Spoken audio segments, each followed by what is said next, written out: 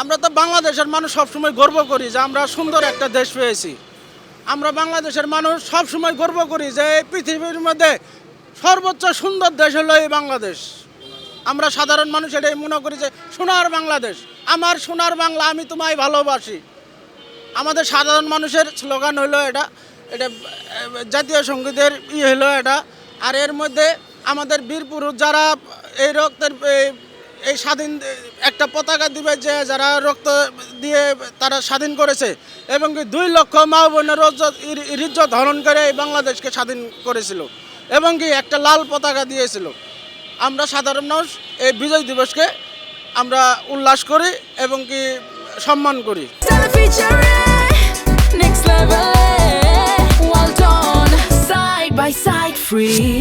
এই বাংলাদেশ আমাদের দেশ।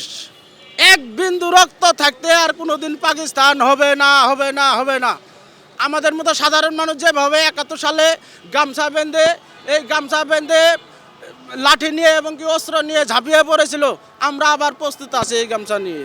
আমরা সাধারণ মানুষ যারা আমাদের বাংলাদেশের মানুষকে অপমান করবে এবং কি বাংলাদেশের মান সম্মান নিয়ে সিনেমিনি খেলবে, আমরা তাদেরকে শক্ত হাতে প্রতিরোধ করবো ইনশাআল্লাহ। পতাকা লাগাইছে এই জন্যই তো, এই লাল পতাকার জন্যই তো আমাদের বীর পুরুষ যারা ছিল, আমাদের পূর্বপুরুষ যারা ছিল, তারা তো এই পাকিস্তানি হানাদারের হাত থেকে এই বাংলাদেশকে রক্ষা করেছে, এই বাংলাদেশের মানুষকে রক্ষা করেছে, এবং কি এই বাংলাদেশকে একটা সুন্দর পতাকা দিয়েছে।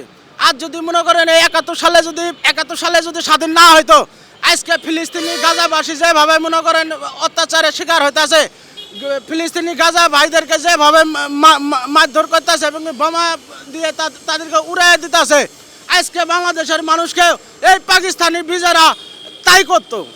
বাংলাদেশ যদি স্বাধীন না হতো 71 সালে, আজকে আবার তারা এই অপশক্তি যারা 71 সালে হেরে গিয়েছে, এবং পাকিস্তানিরা এবং পাকিস্তানের দালালেরা এবং রাজাকারেরা, এই আলবদরেরা, তারা আবার এই ফিলিস্তিনি গাজার মতো আমাদের মানুষকে তারা গুলি করে হত্যা করত, যে পাকিস্তান বাংলাদেশ বলার জন্য তারা আমাদেরকে চাপ সৃষ্টি করত, এবং কি পাকিস্তান দেশ রাষ্ট্র হিসেবে তারা চিহ্নিত করত।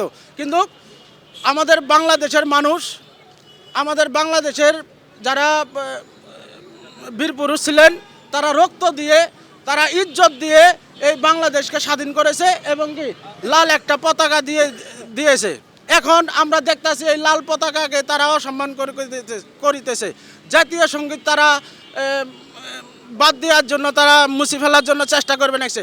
71 সালে যারা রাজাকার ছিল, আলবদর ছিল, আজকে মনে করেন তারাই মাথার চারা দিয়ে উঠবে নাকছে। আমরা তাদেরকে হুঁশিয়ার করে দিতে চাই, এই বাংলাদেশ জন্ম হয়েছিল 30 লক্ষ রক্তের বিনিময়ে। এই বাংলাদেশ জন্ম হয়েছিল 2 লক্ষ মা বোনের ইজ্জত হরণ করে। আমরা এটাকে কোনো সময় অসম্মান করতে দিব না। আবার যদি কেউ এই বাংলাদেশের স্বাধীনতা নিয়ে যদি কেউ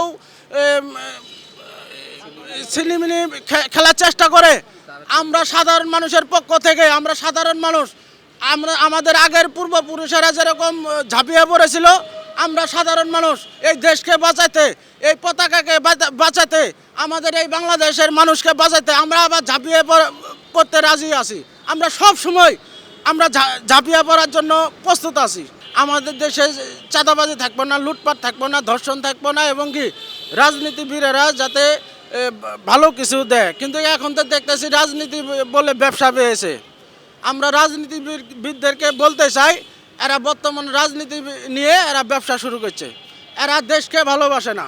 এখন বর্তমান যে সিস্টেমে আমরা দেখতেছি, এরা রাজনীতি ব্যবসা পেয়েছে।